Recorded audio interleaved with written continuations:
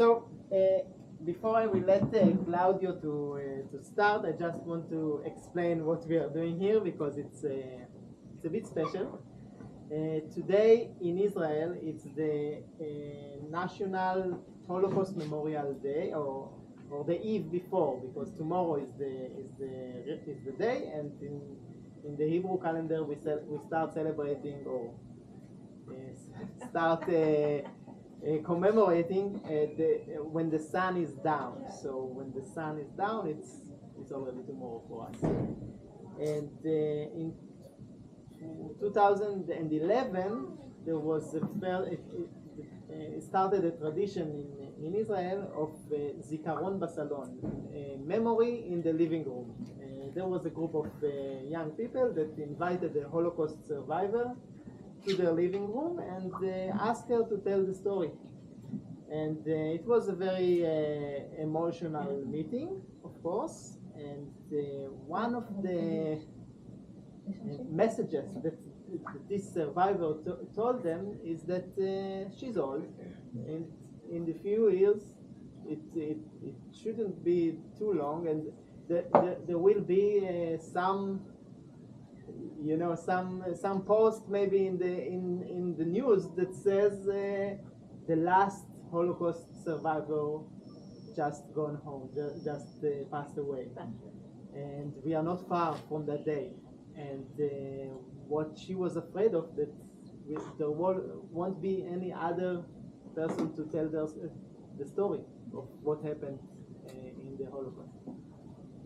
So they started this initiative of calling Holocaust survivors and now also their sons or their grandchildren to tell their stories in different kind of living rooms in Israel, but now all over the world. And we are happy to have here Claudio, which will tell us his family story.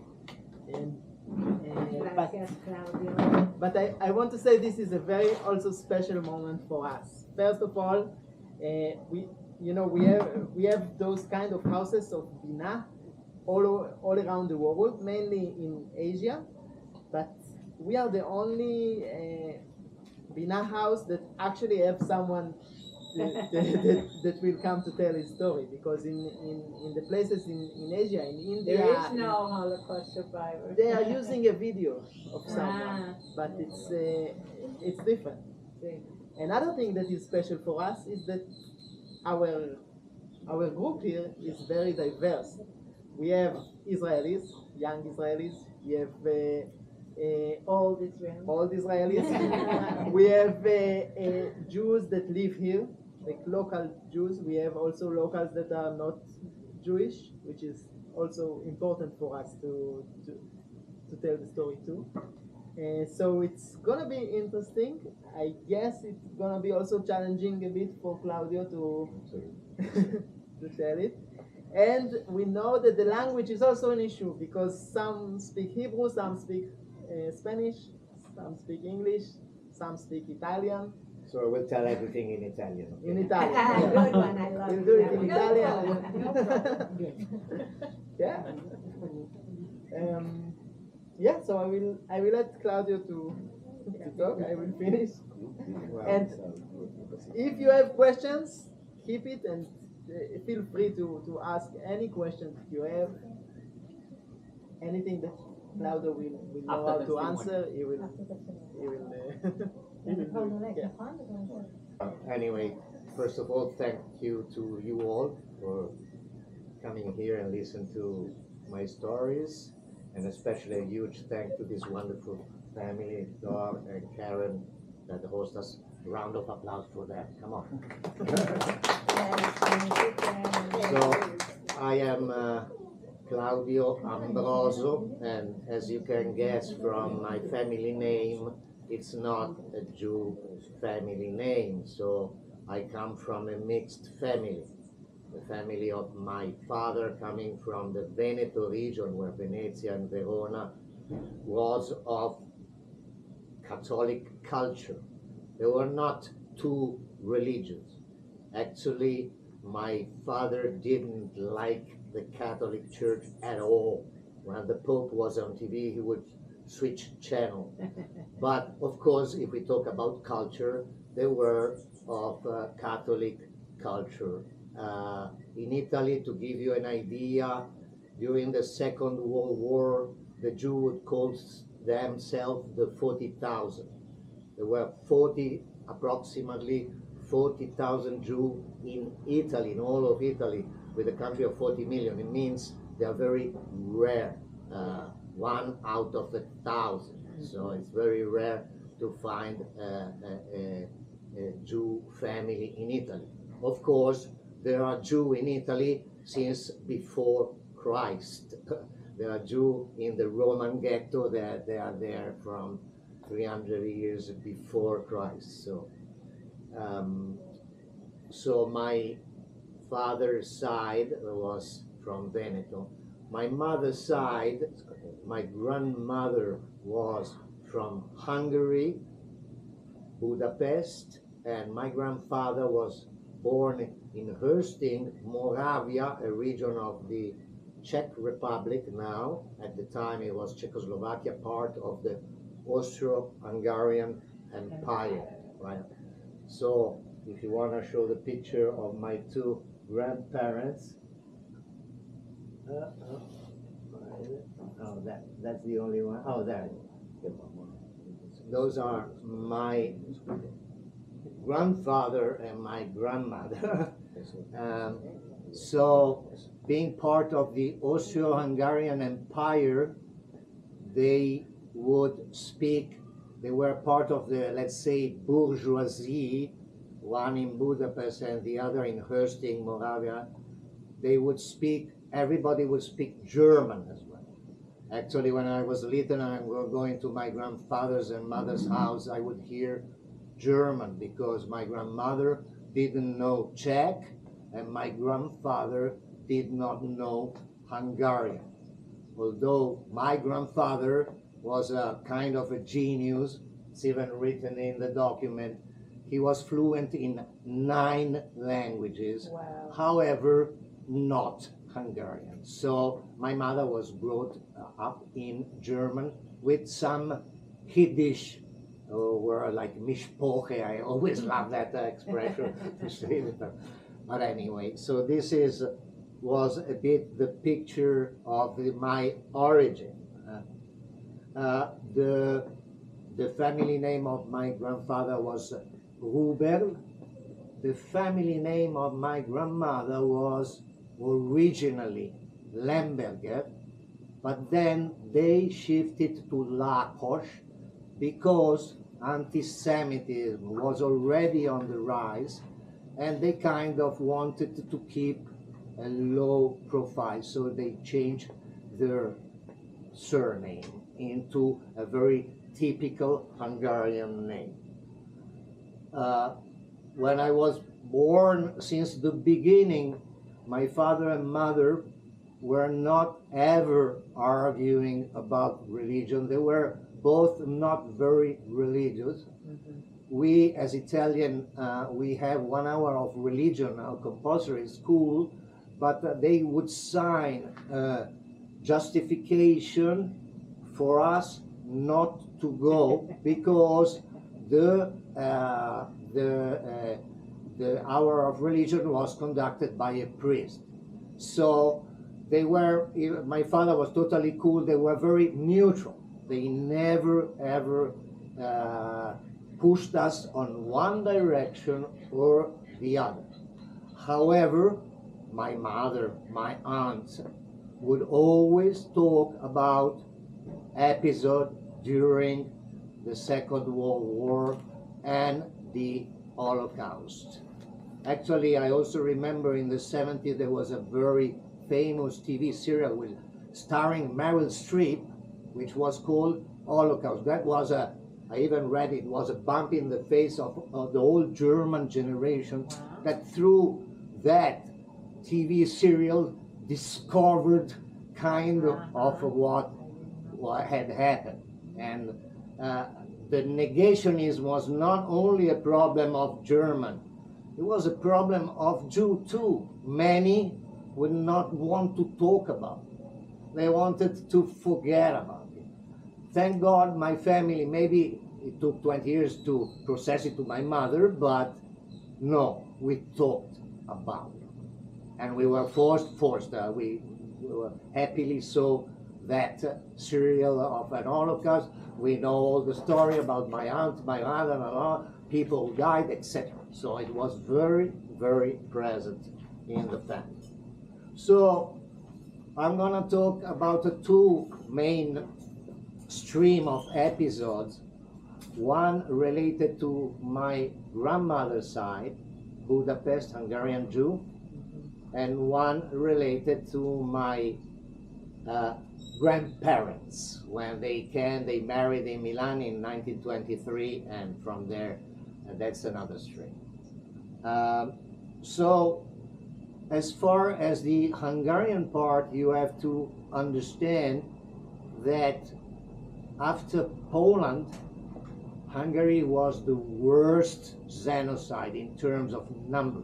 So it was horrible what happened, everywhere, but in terms of number, Poland, I think 2 millions, and Hungary over 1 million. About that, I know I believe Karen were also there. I just remind you this famous statue that exists in the Danube in Budapest, showing the shoes of the prisoner who were taken to the riverbanks, put a stone on around, take off the shoes, and thrown down by thousands on the Danube. So one last thing I wanted before to going into that part, still a personal thing. I was brought up then in this neutral way. However, my aunt from my mother's side would take me from time to time to the synagogue, and I've been to various kippur, etc. My grandmother from my father's side, she was actually the second wife, not technically my grandmother. I loved her. She would take me to church. So I was, half in a way, half in the other.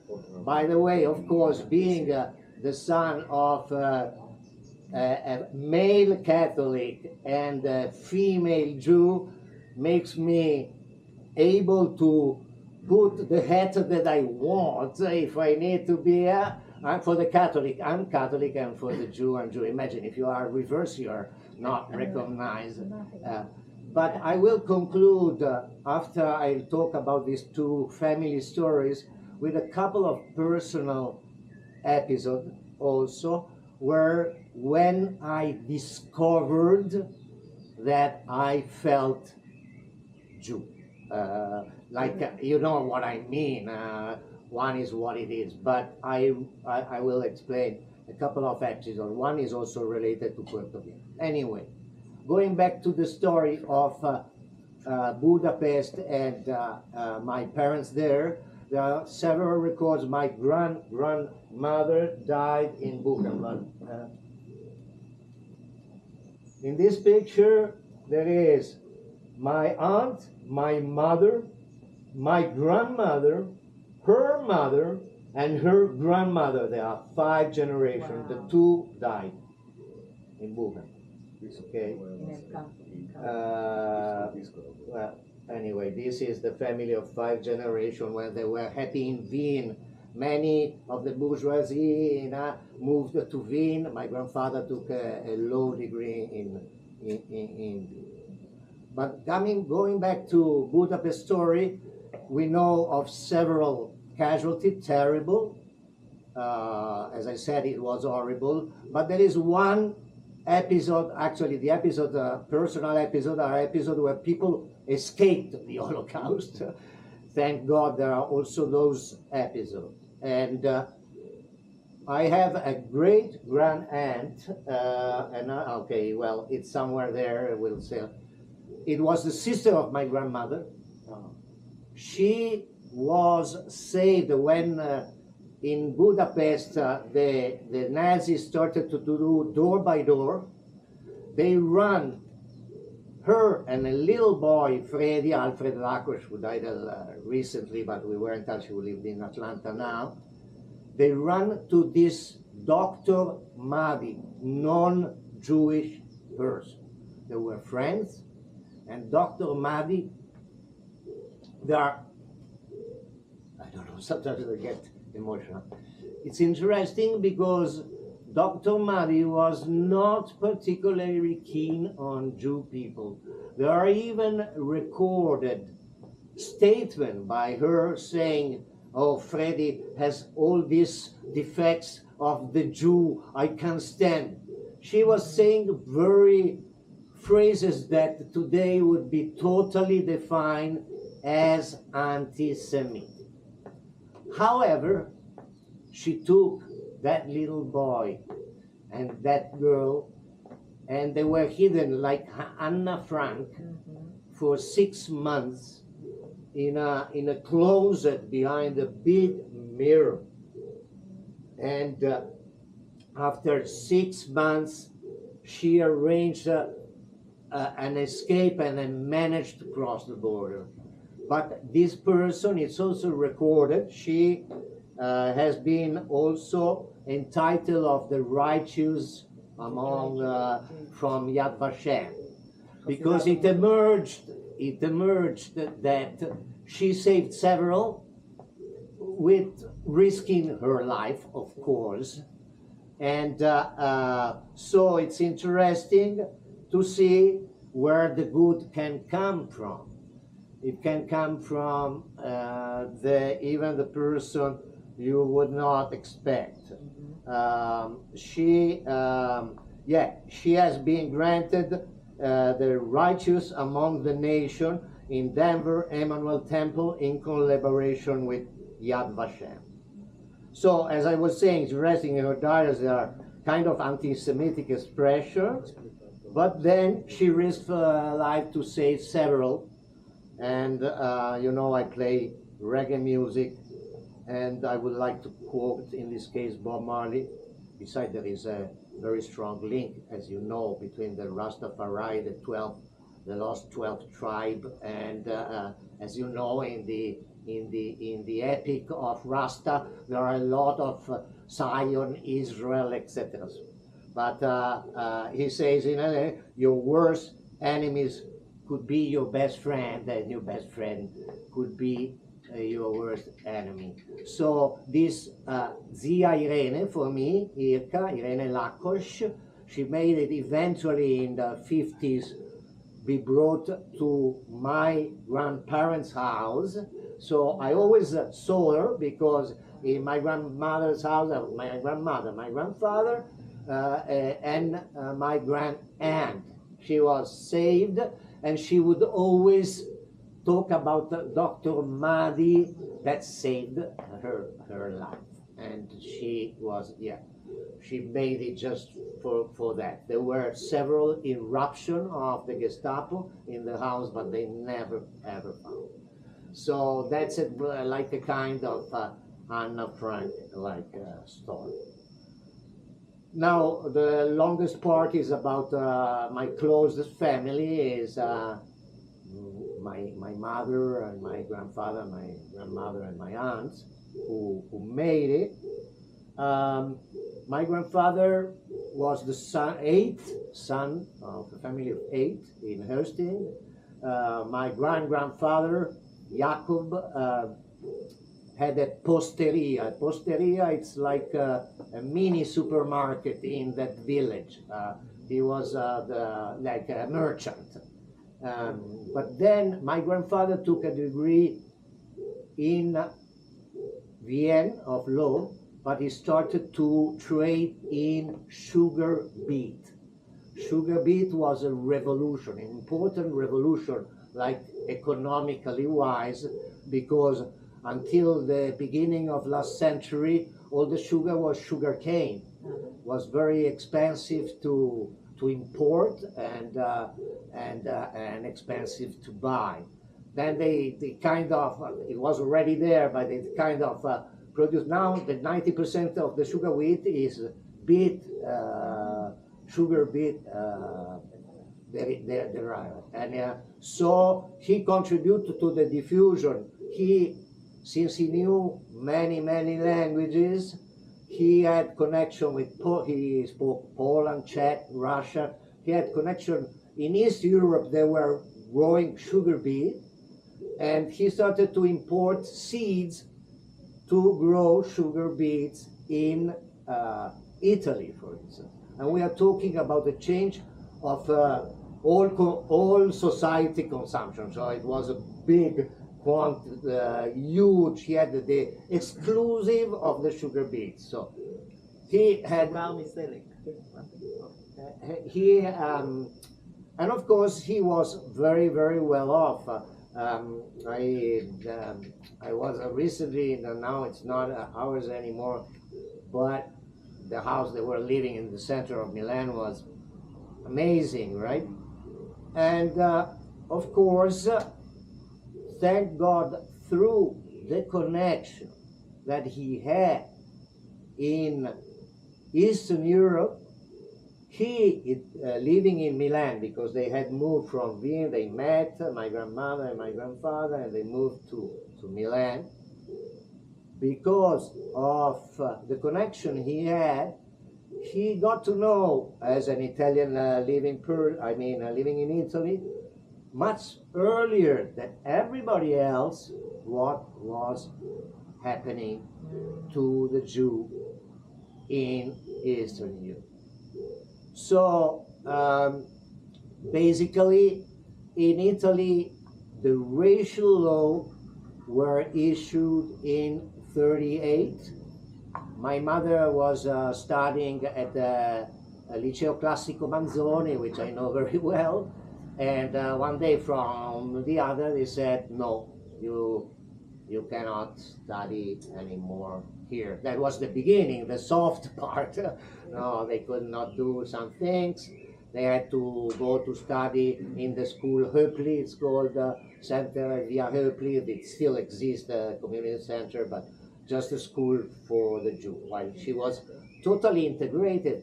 My grandfather even spoke Milanese. They were a family who wanted to integrate with the one episode, incredible, because it's not directly linked, but indirectly, yes.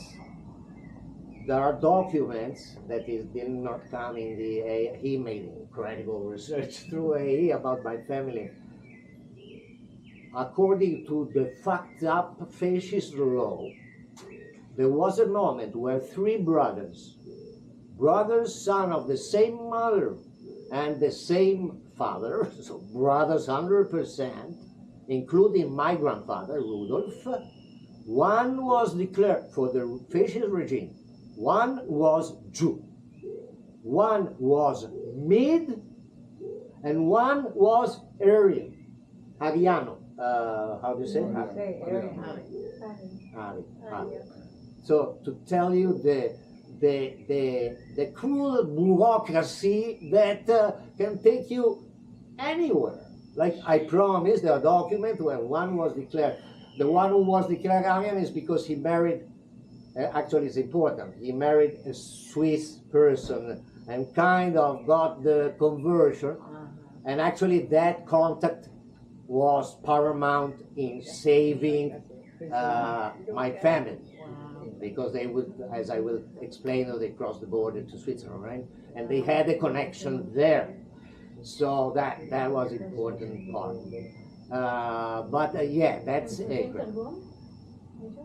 No. So my grandfather already discovered, to give you a background of the situation in 1937, racial law, and of course they also Hungarian Empire had already gone after the First World War, but anyway, the Anschluss, you know, all that, etc. And in 43, in Italy, there is the armistice. I mean, a part of Italy goes with the American, and there is a moment of civil war where the German take over 100%, because before was the Italian who were allied of the German doing the dirty job, let's say. But there was a moment where Italy turned around, but the northern part, Repubblica Sociale di Salò, was still loyal to the German with a lot of German presence, like the episode for Sardatine, where they killed 300 people here, 200 people there, etc., etc. So that was the panorama. What emerged and what we did research on is my mother, at the age of 12, she was born in 1925. In 1937, at 12, she started a diary. This diary has been published, won a prize, and now it's gonna be also edited by Documentation Center of Jew in Italy. It's a diary of a young, not even a teenager at the beginning, but then a teenager. It goes from 37 to 43. Then it stopped. And in 45, there is one last sentence. I will tell about that. But anyway, you have to bear in mind that the majority of this diary, it's about a little girl dreaming about a puppet, or loving that actor of Hollywood, or saying, oh, I like that kid in the school. The majority is a normal diary. And in 37, there were already the racial law, but let's say there was maybe unfounded thinking that the people of a certain level who had connection, like my grandfather, could make it by, could still make it, right? I like a phrase that was brought up by the artificial intelligence that define what I was telling you about the diary, and how, you know, it's mainly about dream of this in the diary, in the sense that mainly there are nice phrases, but then all of a sudden there are dark parts. Like there is one, it says, the bomb has arrived. I've seen the building close to my grandfather's house. I was still there, it's still there. There is a old, beautiful, old quarter of Milan, but there is one house that is all new. Why? Because one American bomb arrived and destroyed the whole building with about probably 60 people, like 100 meters away would have been 100 meters. So there is the episode of, she even say, it's such a terrible thing to be a Jew, because she was already perceiving, she had to quit the school. I am in love with this, but at the same time she's saying, I am in love with this guy, but he's saying that I am Jew, so I need to convert. I would never do that. So you can see the uncertainty, the growing of, but still where eventually was there. So in 43, there is the armistice, peace, but the Germans don't agree, of course. And that day, my grandfather, who had been preparing for that, he was smart, he was considered the genius of the family. He would take her wife and the two girls to the border, to Switzerland, but since a year before, making friendship with the border patrol that at the time was still Italian, okay? This is part of one diary. If you want, there is the officer, the fascist officer of the border patrol with, actually here there are my mother and my aunt. He would take them, and my two, my mother and my aunt were really pretty girls. So they were kind of familiarizing, and we are talking about 16 years old little girls. Nothing, of course, bad happened. I'm just saying he was kind of, you know, and there is my mother is writing, they were all crazy about me, the guards at the border. They told me I have such beautiful legs, etc., etc. Of course, my grandfather, knowing what was happening, was planning ahead.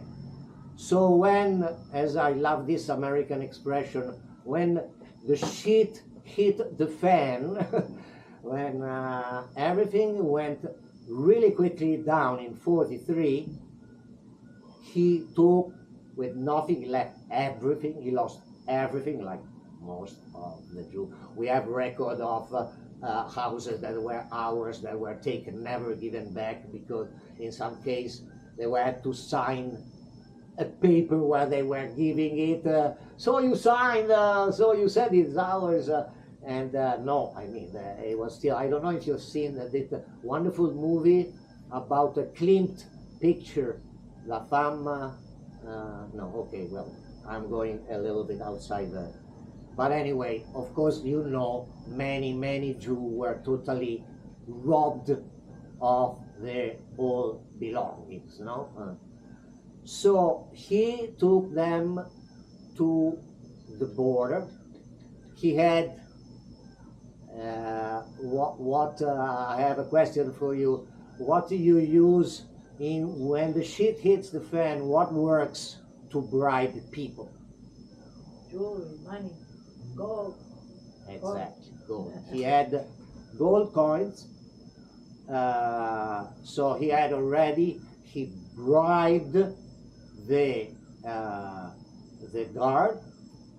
He bribed the Swiss also, thanks to that other relative who was married to a Swiss woman. They could show they had some internal contact, and they managed to go through.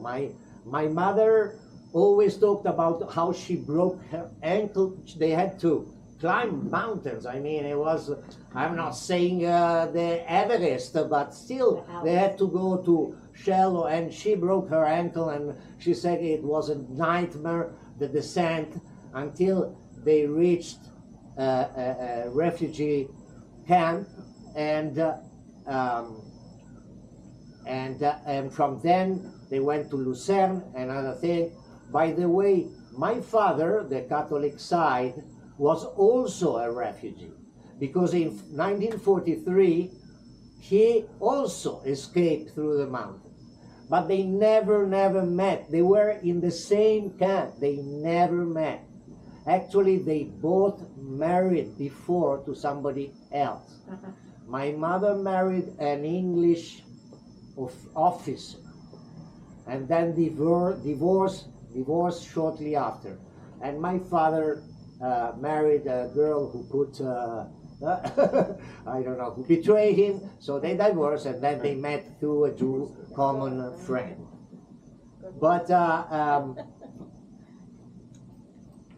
they managed to escape 1 week before the border were sealed. Wow. So they made it just in time. The diary keeps on writing.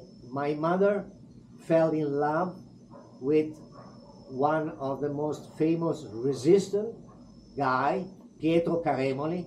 he was killed in Piazza Lavata, very close to where my father lived.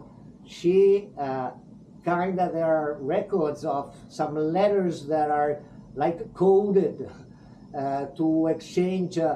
So when she was in Switzerland, she got in touch with the resistance, but the person she desperately fall in love with, Pietro Caremoli, is considered a hero of the Jew-Italian resistance. He went back to Italy and he was killed. Eventually, in 1943, abruptly, my mother stopped the diary. A couple of weeks before she wrote, before escaping she wrote, peace, yeah, we made it, armistice, and let's hope everything goes right, because I'm afraid that the German will kill us all. So she was totally, then they escaped, they make it. And she eventually stopped the diary, and she write only 2 years later, in 45, she write one final sentence. She said, I will never write again. I am too rotten inside. I loved somebody, and that somebody died. That's the last phrase in my mother's diary.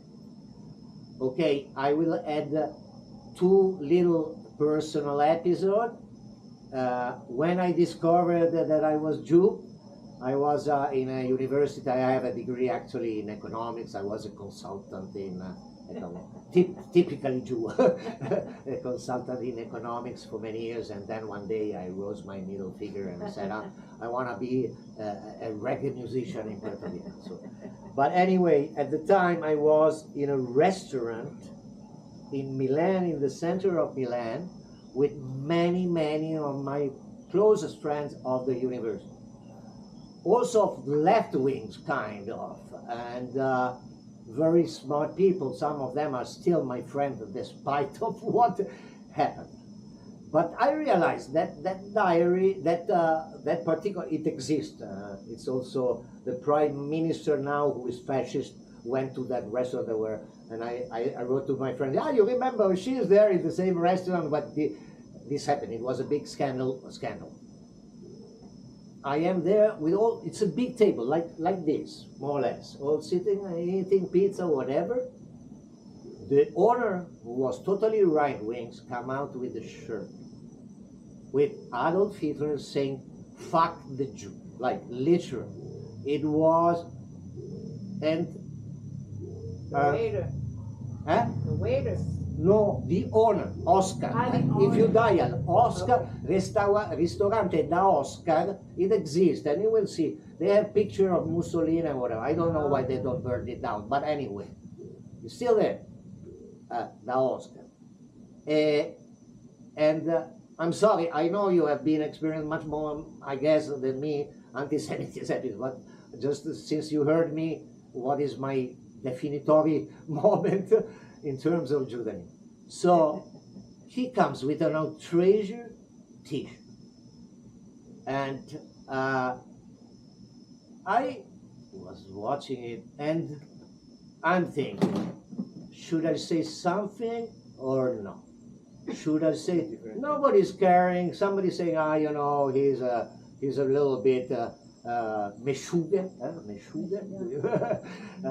but don't pay attention to that. Don't pay attention to that. Don't pay attention. That came from here. It didn't came from here. It came from here. Came from here, came up. I stand up, I start to scream, you don't have the right to wear that t-shirt. I will never come here again. He jumped over me. The friends started to divide us. Then, it was a mess. I went out, then some friends came. Some they say, no, you were right. Some they say, you shouldn't have, whatever. Then I discovered two things. One thing is that I felt like, don't touch me there. That's part of my people. I cannot say that. And the second thing is that, again, sorry for this abuse of expression, when the shit hits the fan, we are alone. I mean, all my intelligent and smart friends, left wings, that only 20 years before in 68 would have thrown bomb at fascists or etc., didn't feel like saying a word. And I promise it was outrageous. I think it was even saying kill them. If not fuck them, kill them. But I don't want to exaggerate. But it was outrageous. And of course I never, I was trembling. Like, then many of my friends said you were totally right, but whatever. That's one. Second episode is, I don't want, but I will. I don't give a fuck. I will make bad publicity to a place here. This is 2 years.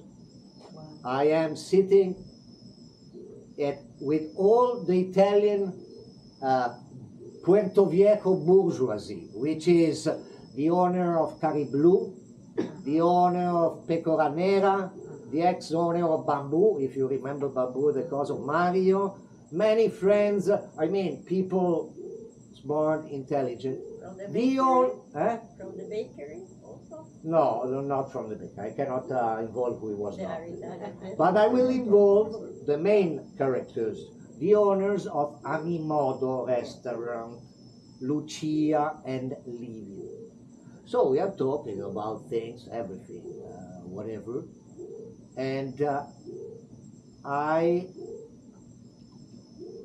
all of a sudden, I mean, we were drinking, but you know, when you drink, the Latins say, in vino veritas, in wine, the truth. When someone, sorry, I didn't mean it, I was drunk, it was not me. No, that was you. That was the true you. Because you were drunk, it takes out what you really are. So we are drunk. Lucia, the old owner of Amimodo, stands up and say the worst thing you can say to me. I hate Jew. Using even an despictive audio liberation. Like I had, there again, I stand up, but thank God Livio took her away. I didn't have to leave. She left because Livio, he was smart. Of course, I was playing there. I had a gig, of course. Never, ever again. So, if you want to know, they use a very anti-Semitic expression. I'm gonna end up with a thing that maybe you don't want to hear, but I have to be true to myself. And even if I have nothing to do with it, I have only one remark. I will say I really, really hope that the Supreme Court will reject the proposal of law for death penalty for Palestinian terrorists. I am against death penalty in general, and this is an additional discriminatory death penalty. So I'm sorry if I add this, but as you can see, I'm very true to myself when it comes, and I thought I had to share my opinion, and I would understand if you disagree with it, but I thought that I had to add. And again, thank you so much for hearing this story, and of course I'm willing to answer any question if I know the answer, right?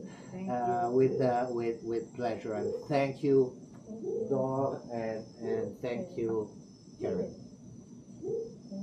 Thank you so much. Thank you. So many stories. Do you have any questions or something you want to add? Can I take unless you I'm not gonna, can I take just a short video of the, We will take a photo together later. No, this is a photo. Sorry, I took a photo, but I didn't. Claudio, I have a question. Yes, wait 1 second.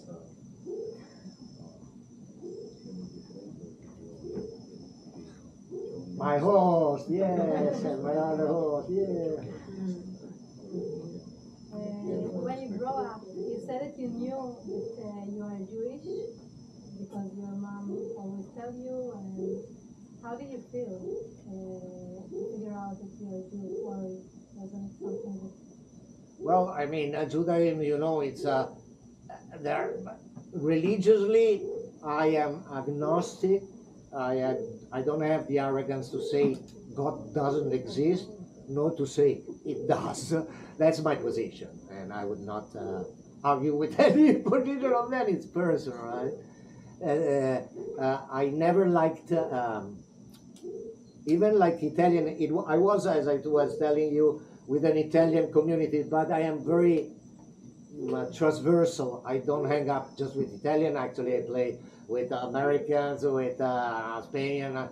I never liked too much closed group. I have been always open. By the way, I would add this thing that was also in the research. My mother became a distinguished interpreter for the European community, and we were as a family always oriented internationally, abroad, and not religious.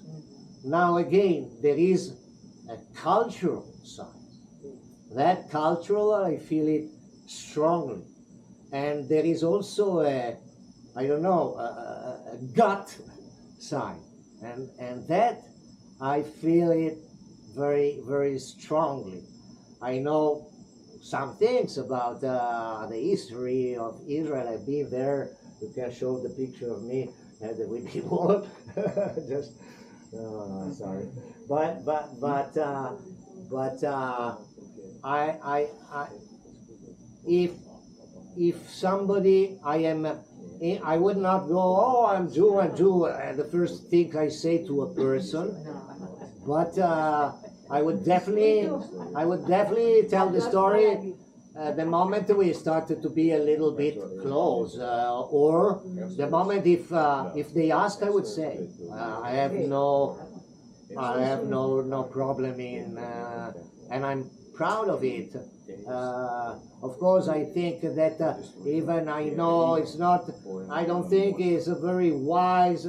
I think that saying we are the chosen one doesn't look good for the not chosen one. So I have many, but you know, Jew are anybody from political point of view. Marx was Jew. I mean, there are so many. I don't think that Marx was saying he was not Jew, but I'm saying there are so many. I like the joke that if there are two Jews, there are three opinions. You know, I am what I am, but definitely I feel Jew. I feel a human being above all, but definitely don't touch.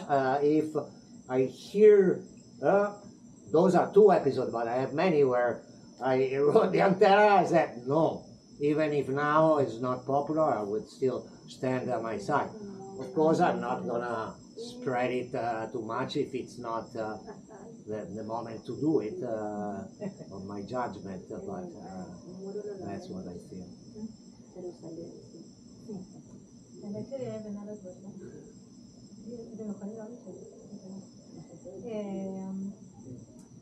I think about our grandparents, that they didn't want to share or to talk about the Holocaust.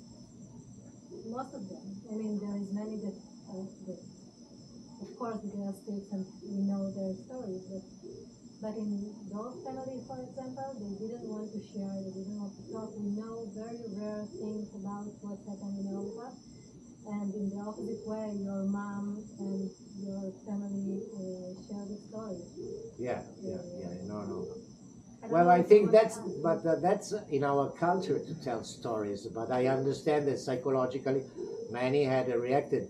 One little detail I didn't mention, I mentioned to you when we first talked, my mother, even she always talked about everything, she had like not a, she had a thing inside. She wanted us to be baptized. My mother, not my father. My mother didn't want. My mother, why? Because according to the previous law, if I would save you. it would save. You can of course argue 10,000, but you know it was a psychological thing that stayed in her head, and she said no, no, no, no, no, this cannot happen to my kid. I don't get. She didn't mean it, but if it could show in a paper, and she could show that paper and save us, that would be enough. That would be worth doing whatever for her. So it didn't mean any moral problem doing that to her, because first was the life of our life in her mind. Thank God it didn't happen, although we never know, right? Although I can say from the Hungarian side, I'm happy that Orban went ciao meow, the now prime minister, you know.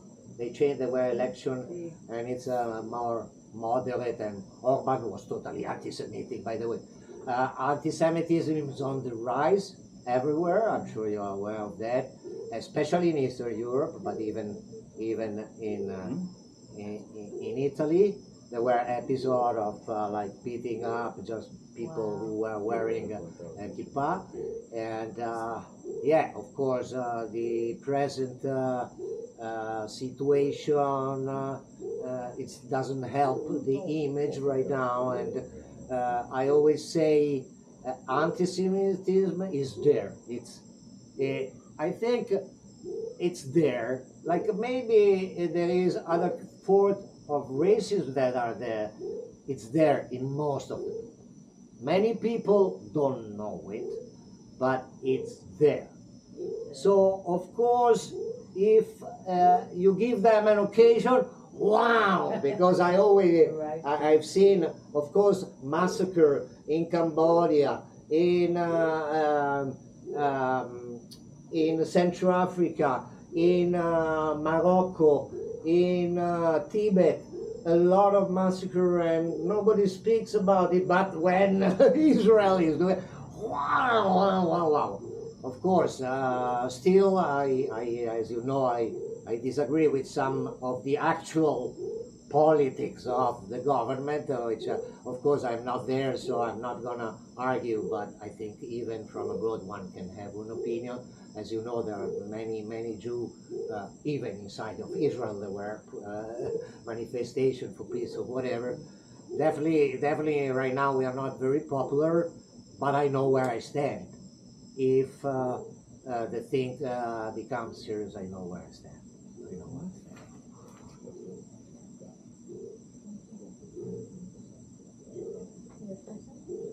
I don't have any questions. Come on, one question. Don't ask me how old I am, because I don't know.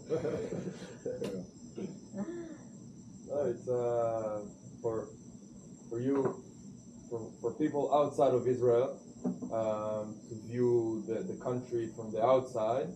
I agree, it's very different. And the thing is that you say like everyone has some anti-Semitism inside of them. It's true, but it's also what you're led to believe in society. And I think that's a wrong view, because I've been traveling the world for a year and a half now. Yeah. And I've met a lot of people. And you can say you're from Israel. I'm always proud of where I'm from, and I always say it. Yeah. And I don't care what the people on the other side is going to say, because I believe my version of the story, and I know, and I've been there, and I live through it, you know? And so whenever I say I'm from Israel, people have some faces, and I tell them, like, it's all good. Like, I'm just a guy from Israel, you know? It's chill. Yes. Like, I'm Jewish, I'm just the same as you. And they realize it. The moment. Yes. And I don't like to be victimized and all of that, and believing that the culture of Israel is like the name is demolished and all of that, because it justifies it, you know, it makes it true. and I don't believe that's true. And that's why we come here, and that's why we sit together and remember the Holocaust. My grandma also lost 7 brothers, so she's the only one that made it out of all of the of her brothers, because she was tiny, and they put her on the way to the train. They put her in the little wall, in the little hole in the wall. They put her inside of there, and she watched all of them go, and that's her story. And that's why I believe we sit here and remember, just to make us stronger, you know, in this world. Nice. Yeah. Wow, that was a story too. Anybody else have memories? The only thing I can say, I agree with what you're saying. You have to be in Israel to understand. You also need to understand that the conflict in Israel is not a conflict between Jews and Palestinians. There is a question, who are the Palestinians? But the conflict is between Jews and all of the countries around them, and especially Iran. So it's a big conflict, but if you take just a segment of it, Jews and Gaza, it's a small picture of a great picture. Now you make Jews the villains. They're not just fighting the Gaza, they're fighting Iran, who is supporting Hamas and Hezbollah and the rest of them. Look at where the rockets are coming from all over the place. So to take that out of context, which the main media does, then yes, whoa, look at this. But this is that I agree. Well, just to add to this, half of my family on my grandmother's side, who was able to escape from Poland during the pogroms, but I have this whole bunch of pictures. All of them perished in the Holocaust. Everybody who didn't escape Poland when she did, her entire family died there. It's a tragic thing, and we should never forget it. We won't. I wanted to ask all of you actually how the October 7th affect on you in this kind of. I mean, we can't disconnect it to the Holocaust because a lot of Israel felt it's like the second Holocaust in Israel. And I want to ask you because some of you have been in Israel, some of you not. If you want to share.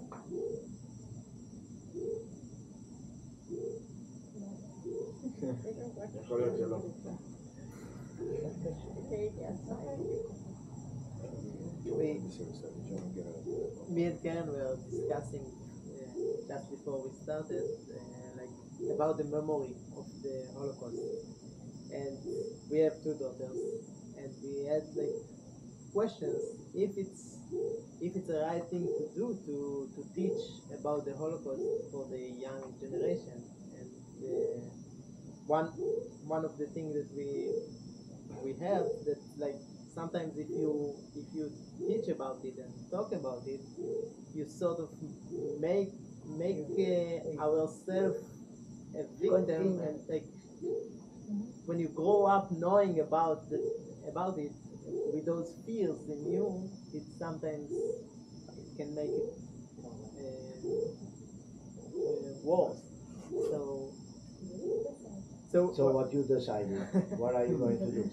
we decided to talk about it. First of all, our daughters knows about it already, so it's not something. But they don't know everything. They know that Yes.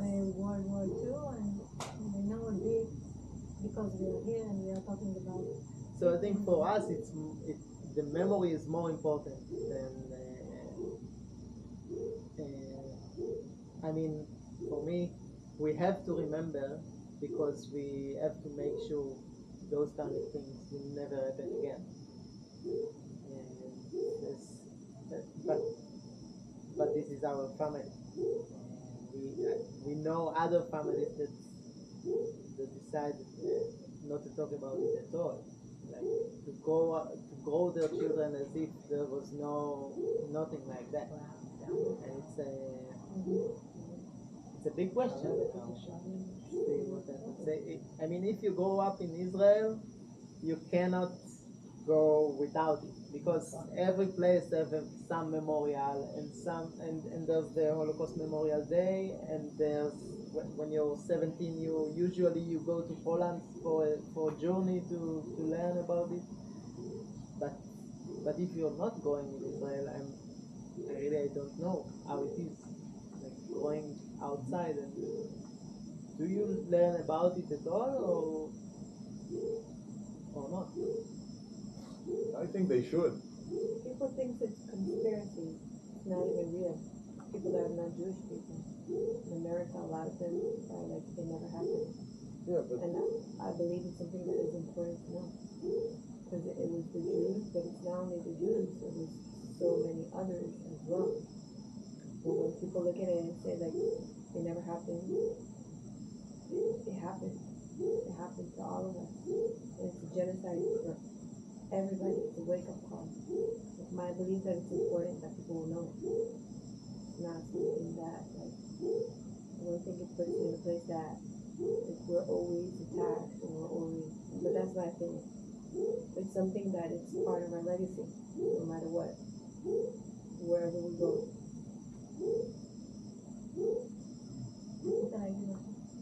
I just think like that, like teaching children about that, one day they will know.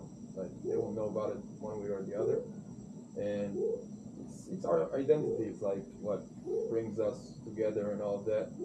And you can have your approach about it, because you can teach them why it can never happen again and how to be strong about it, and that's what separates us from the entirety of the people. Yeah, they're looking at a different perspective, not Yeah, as a it's victim. all about perspective. It's not that something like that. it's not that deep. Like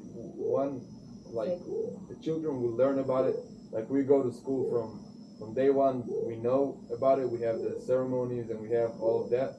And you, like, as a child, you decide how you take your view about it. You know, it's not like in a victimized way or like just normalize knowing and dealing with it.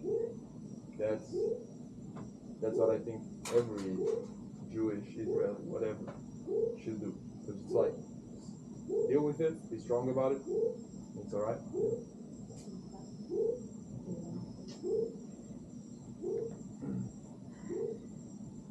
I also think one very important thing to take from learning about what happened is that it's not only an old story that was that the Nazis was like monsters that wake up and decided to kill all the Jews. It was also, as you said from your recent stories, that it's also the people that stand aside and decided not to do anything about it. And also to understand that it was regular people who was living their lives, and those things were happening, and everybody or many knew about it, and just decided to keep going with their lives as long as it's not related to them. They decided not to do anything. And those kind of things, it's not only 8 years ago, it's also now. Things happen now, and people choose if they stand up and say something or do something about it, or decide to ignore it and keep going with their lives. Yeah. That connects to what he said about him standing in a restaurant and yelling at the guy with the t-shirt. That's what you should do, because people now, even us Jews, we also are not involved. We're here in Costa Rica, we drink beers on the beach, it's all fine. And when we see something or someone approaches us the anti-Semitism way, we have to stand up and do it, you know? That's what I appreciated the most in your story, that you told that you happened to and you did something about it. That's what you should do.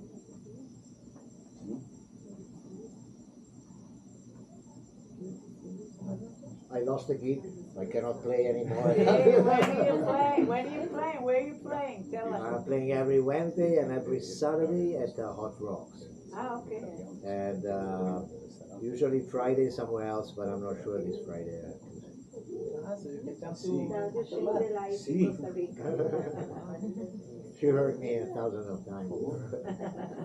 Claudio, we want to give you an certificate. This is the first time Claudio told the story in public. Thank you. No. Ay, qué lindo. You're so organized, I mean. Incredible. You guys are You are amazing. Please, another round of applause for this one. Thank you for all of you for coming and your story and sharing your thoughts. And thank you, Claudio, for taking us to your memories and to your stories. Thank you. It's really important for us. Thank you so much.